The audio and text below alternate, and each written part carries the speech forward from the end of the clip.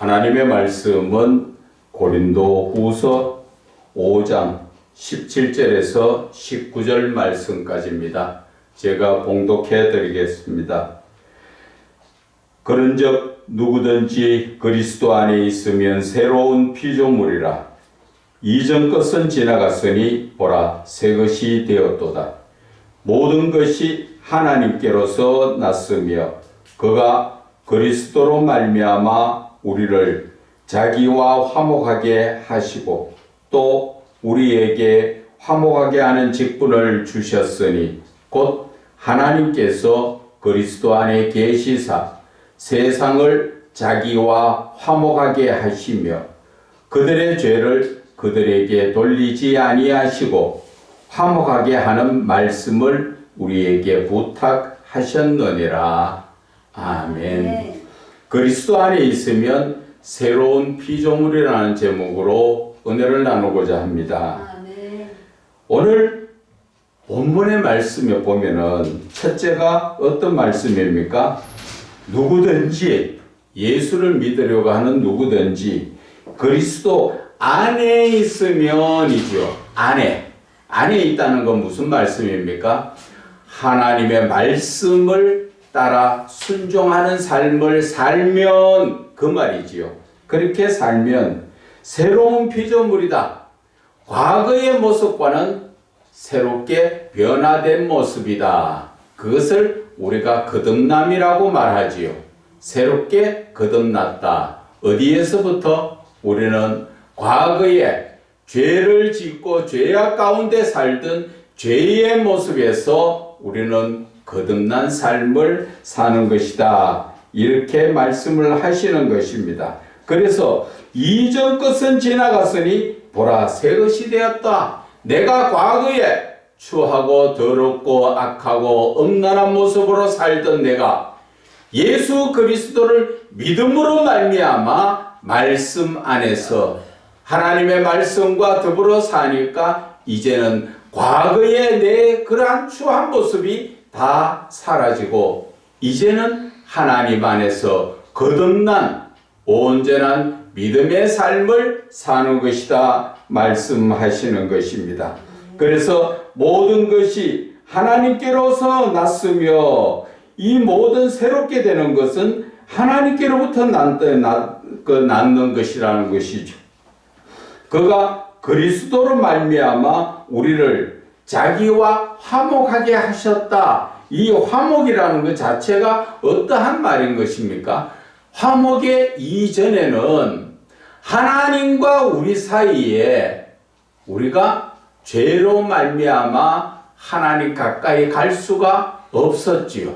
그것이 창세기 6장 3절에 보면은 하나님의 아들들이 죄인인 사람의 딸들과 혼인을 함으로써 거룩한 하나님의 아들의 권세가 죄인의 모습으로 바뀌어져서 우리는 하나님의 아들의 권세에서 죄인의 모습으로 바뀌어졌다. 그 말인 것입니다. 그래서 우리는 죄인의 모습에서 하나님 가까이 갈 수가 없었지요. 그런데 우리는 참 하나님의 사랑으로 말미암아 예수 그리스도를 이 땅에 보내주심으로 말미암아 요한복음 1장 12절에 예수 그리스도 그를 영접하고 믿는 자에게는 하나님의 자녀되는 권세를 주셨지요. 다시 한번 창세기에서 하나님의 아들의 권세를 잃어버렸지만 요한복음 1장 12절에서 하나님의 자녀되는 권세를 우리가 다시 받게 된 것입니다. 어떻게 받습니까? 그것은 바로 예수 그리스도를 내 마음에 영접하고 그 말씀과 그분을 믿음으로 받아들일 때 내가 하나님의 자녀라는 것이지요.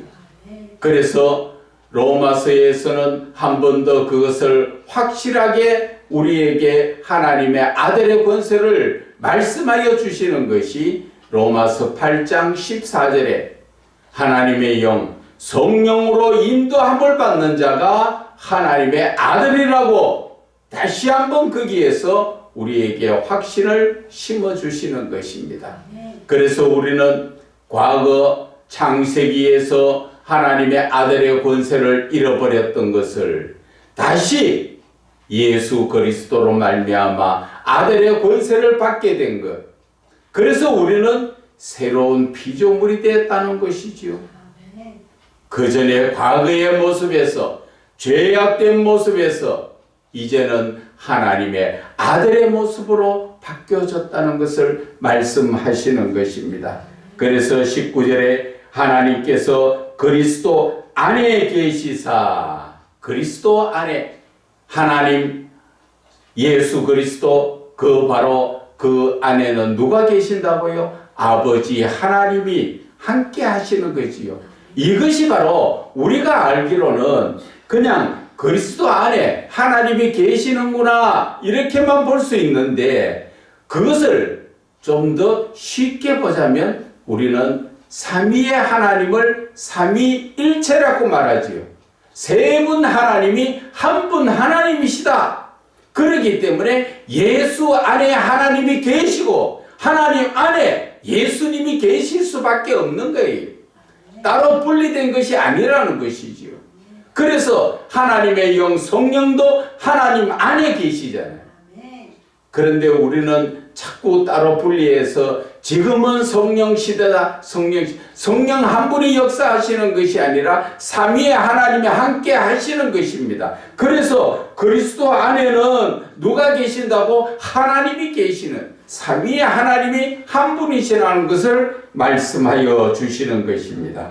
그래서 세상을 자기와 화목하게 하시며, 세상을 하나님과 함께 화목하게 된 이유가 어디에서 나옵니까? 바로 예수 그리스도께서 나의 죄의 문제, 바로 하나님의 아들이 죄인의 딸과 혼인하면서 거룩함이 사라졌던 것을 다시 한번 여기에서 예수님께서 그 십자가의 보혈로 말미암아 우리를 하나님과 다시 화목되게 해 주셨다는 것을 말씀하여 주시는 것입니다. 그래서 오늘 화목하게 하는 18절 끝부분에 보면은 우리에게 화목하게 하는 직분을 주셨다. 그리고 19절에도 보면은 세상을 자기와 화목하게 하시는 그러한 그 직분을 우리에게 주셨지요. 이 화목하게 한다는 것이 무엇을 이야기합니까? 쉽게 세상적으로 말하면 우리가 해야 될 일은 중매쟁이라는 것이죠. 그런데 그것을 성경 안에서 영적으로 말하면 인도자라는 것을 말하는 것입니다. 어떻게 인도합니까? 하나님을 믿지 않거나 믿고 있던 온전하게 믿지 못한 자들을, 그 죄인들을 하나님 앞으로 인도해서 하나님 앞에 회개하고 믿음으로 말미암아 하나님과 화목하게 할 수 있는 그 직분을 누가 받았어요? 우리가 받았다는 것이지요. 그래서 우리가 해야 될 것은 하나님을 믿지 않는 자나 바르게 믿지 못하는 자들을, 그들을 하나님의 말씀으로 말미암아 깨우쳐 가지고 하나님과 화목하게, 화목이라는 자체는 결국은 하나님을 만나는 데 있는 것이고, 하나님을 만나고 뭐를 합니까? 화목이라는 것은 영적 교제를 나누는 것을 말씀하시는 것입니다. 그냥 하나님을 쳐다보고만 있으라는 게 아니고, 하나님하고 그냥 가까운 사이다 그런 것이 아니고, 우리가 그 한 예로 보면은 예수님께서 많은 역사를 하실 때 혈루증 걸린 여인이 예수님을 오십기라도 만져보기를 원했지요. 그러나 많은 사람들이 예수님을 손을 대고 밀고 나갔지만 아무도 역사가 안 일어났지요. 그것은 내 마음에 그만큼 간절한 믿음으로 손을 댔을 때 예수님의 그 놀라운 능력이 나에게 역사하신다는 것이죠. 우리 역시 이 화목이라는 자체가 정말 참 이 어쩌면 복 중에 복이지요. 하나님과 죄인으로서 원수된 관계였지만 예수 그리스도의 십자가 보혈로 말미암아 우리는 하나님과 이제 만남을 가지고 영적 교제를 나눌 수 있는 화목의 관계를 이루게 하게 해주신 것이고, 또 우리에게는 그렇게 할 수 있는 인도자, 그리고 세상적으로 말하면 중매자의 역할을 하고 있는 것이 우리의 직분이라는 것을 오늘 말씀하여 주시는 것입니다. 그래서 그들의 죄를 그들에게 돌리지 아니하시고 화목하게 하는 말씀을 우리에게 부탁하셨느니라. 화목하게 하는 말씀이 어떤 말씀입니까? 바로 예수 그리스도의 말씀이시지요. 그 말씀을 우리는 전하면서 그 말씀으로 말미암아 우리의 심령이 새롭게 되고 하나님께로 나아갈 수 있는 그 길이 열리는 것을 말씀하시는 것이지요. 그래서 17절에 다시 보면은 하나님께서 우리에게 주시는 그 말씀의 뜻이 무엇을 말합니까? 그리스도 안에 있으면 우리가 새로운 피조물이다. 쉽게 말하면 하나님의 말씀을 붙들고 사는 자에게는 어떻다고 하십니까? 이제 거듭난 자다. 그 말씀을 하시는 것이지요. 자, 여기까지가 일반적인 목사들이 설교하는 내용이었습니다. 그런데 여기에서 이 말씀을 더 우리가 깊이 보면은 이 말씀 속에서 또 참 영적으로 깊어지고 하나님께서 숨겨놓으신 은유적 계시가 이 말씀 속에서 있습니다. 그것을 알기 위해서 제가 늘 말씀드렸지. 어떻게 하라고? 하나님께서 왜 이 말씀을 주셨는 것인가? 새로운 피조물이다. 어디에 안에 있으면? 그리스도 안에 있으면. 그런데 새로운 피조물이라는 자체가 지금 무엇을 말씀하시는 거냐 하는 것이죠. 우리가 한 예로 말씀드리면, 아까 잠시 기도하실 때 그 한 말씀에 하나님께서 제가 영적으로 터치받게 해주셨는데, 하나님께서 말씀을 시로 비유를 하시고 그 씨가 길가, 돌짝밭, 또 가시밭, 옥토밭에다 뿌려질 때 역사가 일어나지요. 거기에서 우리가 한 가지 더 깊이 봐야 될 것은 씨가 뿌려지고 나는 자체에 우리는 초점을 맞췄는데 그게 아니고 씨와 밭이 하나가 되어야 된다는 것이지. 자, 보세요. 씨가 길가에 떨어져 있는 길은 뭐를 말합니까? 길이나 돌짝밭이나 가시밭이나 옥토밭은 사람 마음을 말하지요. 사람의 마음에 하나님의 말씀이 뿌려졌을 때 내 마음이 어떻게 준비되느냐에 따라서 역사가 틀려진다는 것이죠. 그래서 하나님의 말씀을 우리가 먹을 때 그냥 오늘 말씀 설교하시는구나, 들어보자, 은혜되네, 이것으로 되는 게 아니라 옥토밭이 되었을 때 예수님의 말씀이 하나의 밀알이 떨어져서 죽고 백배의 결실을 이루는 것과 같은 역사가 일어난다는 것이죠.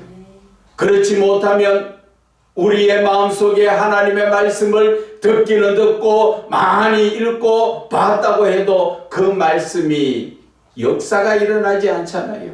그것을 좀 더 깊이 있게 말씀드리면 말씀이 곧 하나님으로 바뀌어져야 한다는 것이지요. 말씀이 곧 하나님이시라 그랬어요. 내가 말씀을 아무리 많이 먹어도 내 안에서 그 말씀이 하나님의 형상으로 바뀌어졌을 때 놀라운 역사가 일어나는 것입니다. 그러나 아무리 많은 성경을 몇백 번 몇천독을 했다 하더라도 내 안에서 말씀이 말씀으로만 있으면 그것은 한 알의 밀알이 죽지 않고 밀알이 그냥 있는 것과 같은 역사라는 것입니다. 그런데 우리들은 지금 어떻게 생각합니까? 그저 말씀만 먹으려고 어디에 가서 새로운 말씀이 없는가, 뭔가 좀 획기적인 말씀이 없는가, 그것만 찾고 다니는데 죄송하지만 새로운 것은 바로 내 안에 있다는 것입니다. 다른 사람에게 있는 것이 아니라 내 마음속에 누가 계시기 때문에, 성령이 계시기 때문에 하나님의 말씀이 바로 하나님으로 변화가 되는 놀라운 역사가 일어나는 것입니다. 오늘 이 새로운 피조물의 비밀도, 영적인 비밀도 여기에서 나오는 것입니다. 새로운 피조물이라는 자체가 무엇을 말씀합니까? 성경적으로 그냥 우리가 일반적으로 봤을 때 거듭나고 거룩한 자의 모습으로 사는 것을 말하는 것이지요. 그러나 그 말씀에 깊이 들어가면 하나님께서는 창세기 1장 26절과 27절에 사람을 지으셨을 때 하나님의 형상으로 지으셨지요. 그런데 하나님의 형상에 그 모든 것이 하나님의 모습을 말씀하시는 것입니까? 아니지요. 거기에는 하나님의 신적 성품을 말씀하시는 것입니다. 하나님께서는 사람을 지으셨을 때 천사보다도 더 귀하게 지으시고 더 사랑하신 이유가 바로 하나님의 신적 성품을 주셨기 때문에, 그래서 사람은 거룩한 자요 하나님의 사랑을 가지고, 아담 하와가 에덴 동산에서는 거룩했기 때문에 하나님과 동행했지요. 아담아 어디 있느냐? 하나님이 직접 옆에서 부르시고, 또 하나님은 동물을 지으셔서 아담에게 지혜가 얼마나 있는가, 하나님의 지혜를 주셨기 때문에 가서 이름을 짓도록 갖다 데려다 놓으니까 부르는 게 이름이 되어버리죠. 그리고 아담 하와가 벗었으나 부끄럽지 않은 것은 바로 하나님의 사랑으로 우리에게 다 하나님의 신적 성품을 주셨다는 것이죠. 그런데 지금 우리는 사단의 뱀의 역사에 따라서 우리는 죄악으로 이 모습이 변화가 되어서 거룩한 모습이 어떻게 되었습니까? 죄성으로 바뀌었고, 하나님의 아가페 사랑이 세상의 에로스 사랑으로 바뀌어버린 것, 이것을 바로 하나님께서 바로잡기 위해서 예수 그리스도를 이 땅에 보내주셔서 너희들이 새로운 피조물로 바뀌어야 된다. 어떻게 바뀌어야 됩니까? 바로 저와 여러분이 하나님의 신적 성품, 처음에 주셨던 그 성품을 회복하는 그 말씀이 여기에 있는 것입니다. 그냥 삶이 거듭난 삶이 아니라 하나님의 신적 성품을 닮으라는 것입니다. 그래서 갈라디아서 4장 19절에는 뭐라 말씀하십니까? 너희 속에 그리스도의 형상을 이루기까지 사도 바울은 해산하는 수고를 다시 하겠다 그러지요. 우리 속에 그리스도의 형상을 무엇으로 말씀하십니까? 예수님의 모습을 말씀하십니까? 아니지요. 바로 하나님의 신적 성품을 회복하라는 것이지요. 바로 그래서 오늘 이 본문의 말씀이 새로운 피조물, 그리스도 안에 있으면 새로운 피조물이 된다는 것 자체는 우리가 하나님의 말씀을 붙들고 말씀 안에 살 때 우리는 하나님의 형상을 회복한다는 그 중요한 비밀이 바로 여기에 숨겨져가 있었다는 것이지요. 그래서 우리가 말씀을 볼 때, 더욱 깊이 볼 때 하나님의 놀라운 역사들이 이렇게 역사가 일어나는 것입니다. 그래서 하나님의 형상을 회복한다는 자체가 결국 무엇을 말씀하십니까? 서두에서도 말씀드렸지만 하나님의 아들의 권세를 회복하는 것이죠. 그래서 결국은 요한계시록 그 21장 7절에 이기는 자는 무엇을 이깁니까? 세상을 이기는 자. 세상을 어떤 것을 이기는 것? 죄악을 이기는 자는 바로 나는 그의 하나님이 되고 그는 내 아들이 되리라. 내가 하나님의 아들이 되는 권세는, 아들이 되려면 무엇을 해야 합니까? 거룩한 자, 죄가 없는 자가 되어야 되고 바로 하나님의 형상, 거룩한 형상을 회복하는 자가 되는 것이 바로 그것이 하나님의 아들의 권세를 회복받는 것입니다. 우리의 믿음의 결국은 바로 거기에 있다는 것입니다. 그래서 우리가 성경 안에서 바라볼 때 우리가 창세기 6장 3절에서 하나님의 아들의 권세를 잃어버린 것을 말씀드린 것처럼 요한복음 1장 12절에 자녀의 권세를 받고 또 더 확실하게 받는 것이 로마서 8장 14절에 말씀하신 것처럼 우리는 하나님의 영으로 인도함을 받아야만 하나님의 아들의 권세를 받는 것이고, 이 우리의 신앙의 믿음의 이 결국은 요한계시록 21장 7절에 하나님의 아들의 권세를 회복하는 것입니다. 그래서 하나님과 영원히 하나님 나라에서 살아가는 것입니다.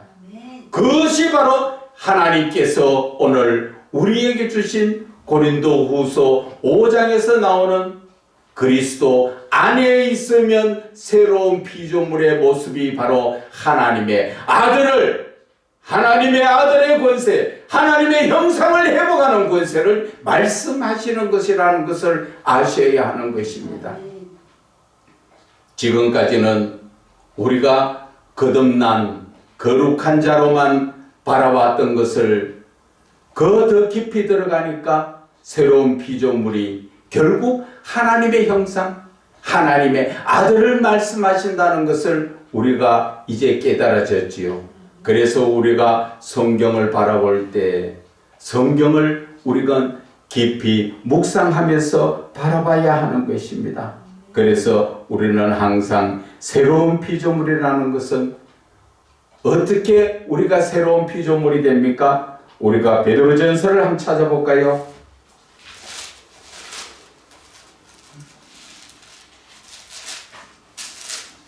베드로전서 1장 23절에 베드로전서 1장 23절에 너희가 거듭난 것은, 이것을 고린도후서의 말씀과 연관시키면 너희들이 새로운 피조물이 된 것은 썩어질 씨로 된 것이 아니야 세상적인 것으로서 너희가 된 것이 아니고 썩지 아니할지 바로 예수 그리스도의 말씀으로 말미암아 살아있고 항상 있는 하나님의 말씀으로 됐다고 지금 분명히 나와 있지요. 바로 우리는 거듭난 자, 쉽게 말하면 하나님의 형상을 회복하고 하나님의 아들의 권세를 회복하는 것은 어디에 있습니까? 바로 하나님의 말씀, 살아있고 항상 있는 그 말씀으로 말미암아 우리는 거듭나고 새로운 사람이 되었다는 것을 아셔야 하는 것입니다. 그런데 우리는 이러한 하나님의 권세를 따라 삽니까? 예수를 믿으면 우리는 거듭난 자가 됩니까? 지금 대부분 주여 주여 예수는 믿는다고 하나님을 부르지만 그 삶은 마귀의 종살이를 하고 살고 있지 않습니까? 아직까지도 내 삶에 무엇을 바라보고 있습니까?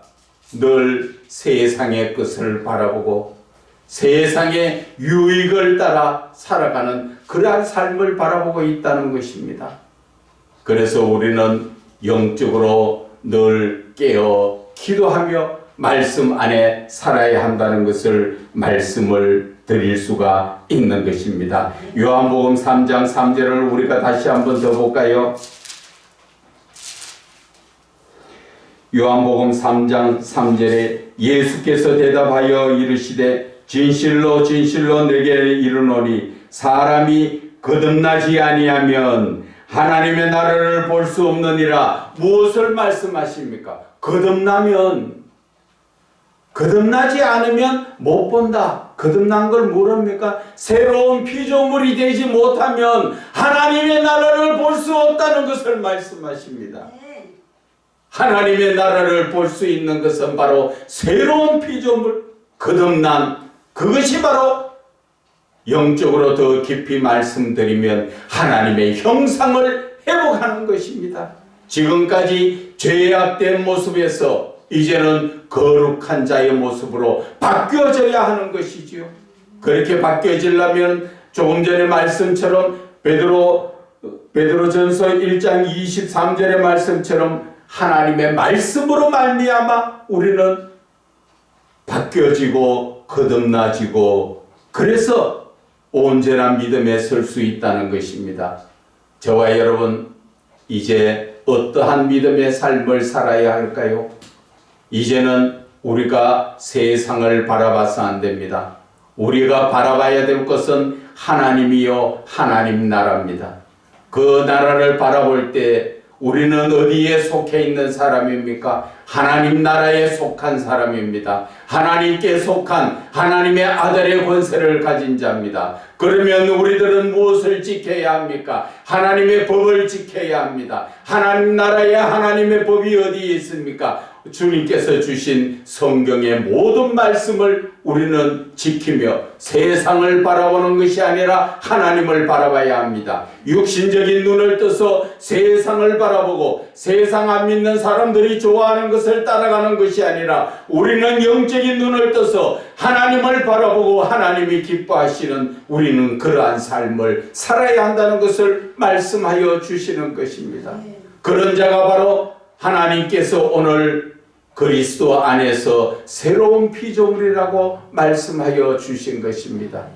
저와 여러분, 이제 다시 한번 정신 차립시다. 이제 우리가 바라보는 것은 육신의 눈을 떠서 바라보는 세상이 아니라 영적인 눈을 떠서 거룩하신 하나님이 계신 하나님의 말씀에 우리가 귀 기울이고 하나님과 만나고 영적 교제를 하는 화목의 그 제물이 되듯이 예수님께서는 화목제물 되신 것처럼 우리는 지금 그 화목을 하나님과 만남과 영적 교제에 있다는 것을 우리는 깨달아야 됩니다. 그저 관계가 화목합니다. 그런 것으로 끝나는 게 아니에요. 그래서 하나님은 어떤 분이세요? 살아계신 분이에요. 살아계신 분은 어떻게 합니까? 대화를 만나고 대화하는 것이 살아계신 분이에요. 그것이 많은 성경을 알기보다 바로 신앙의 본질이라는 것을 아셔야 하는 것입니다. 하나님과의 만남, 하나님이 살아계심, 하나님과 영적 교제, 이것이 바로 신앙의 본질인데 우리는 신앙의 본질은 다 피해가고 그저 하나님의 말씀을 지식적으로 학식적으로 많이 안다고 떠들고 있으면 아무 소용이 없습니다. 살아계신 하나님을 만나고 영적 교제를 나누는 다윗처럼 하나님과의 시시콜콜 다 하나님 앞에 고하면서 우리가 어린아이를 키워보면 알지만 어린아이 때 시시콜콜 말도 안 되는 그런 것까지도 다 부모에게 말할 때 부모는 얼마나 기분이 좋고 흐뭇합니까? 자녀가 뭘 원하지 않아도 다 챙겨서 입히고 닦이고 씻기고 주어서 먹게 하고 바로 하나님의 마음이 우리에게 그렇다는 것을 아셔야 하는 것입니다. 성경을 많이 알아서 머리만 어른이 되는 것이 아니라 우리는 어린아이처럼 심령이 가난한 자가 되어서 순수한 그대로 하나님을 받아들이고 우리는 소망을 어디에 두어야 됩니까? 하늘에다 두고 온전한 하늘에 둔 소망을 가진 자가 이 땅에서 어떻게 살아야 합니까? 이 땅의 것을 보고는 하나도 반갑지 않아야 됩니다. 미아가 된 어린아이가 부모를 만나기 전까지는 아무리 좋은 것을 주고 맛있는 것과 장난감을 줘도 그것을 돌아보지 않고 울고 무엇만 바랍니까? 자기의 부모만 찾기를 바라지 않습니까? 바로 우리의 신앙이 바로 이런 신앙이 되어야 된다는 것입니다. 세상의 부귀영화 아무 소용이 없고 나는 오직 한 분 하나님만 계시 계시면 된다는 그러한 믿음의 삶을 우리는 사는 것이, 그것이 바로 영적인 새로운 피조물의 모습이고 그 자세라는 것입니다. 이제 아시겠습니까? 네. 저와 여러분이 겉으로만 새로운 피조물, 말만 새로운 피조물이 아니라 내가 영적으로 오직 예수 한 분만, 그분만 계시면 나는 만족할 수 있는 그런 새로운 피조물이 되시기를 주 예수 그리스도의 이름으로 축원을 드립니다.